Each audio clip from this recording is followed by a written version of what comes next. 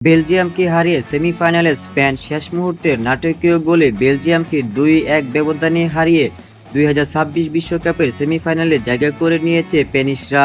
৩০ মিনিটে বাফাবিন রেইজের গোলে এগিয়ে যায় স্প্যানিশরা। তবে প্রথমার্ধের শেষ দিকে চার্লস ডি কেটেলার হেডে সমতায় ফিরে বেলজিয়াম। দ্বিতীয় অর্ধের ২ গোল একাই একাধিক সুযোগ তৈরি করলেও গোলের দেখা মিলল না তাদের। ৭২ মিনিটে ছুটে পেয়ে মাঠ ছাড়লেন বেলজিয়ামের গোলরক্ষক থিবো কর্তুয়া, যা দলটির জন্য বড় ধাক্কা হয়ে আসে।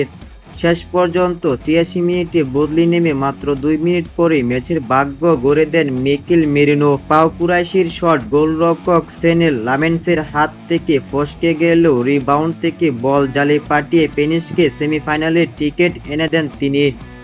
স্পেনের কাছে পাত্তাই পায়নি বেলজিয়াম। স্কোরলাইন কাছাকাছি হলেও পুরো ম্যাচেই আধিপত্য ছিল স্প্যানিশদের। বল দখলে ৬৮% নিয়ে ম্যাচ নিয়ন্ত্রণ করেছেন স্পেন। ১৭টি শটের ৮টি ছিল লক্ষ্যে, যেখানে বেলজিয়াম ৫টি শট নিয়ে মাত্র ২টি লক্ষ্যে রাখতে পারে।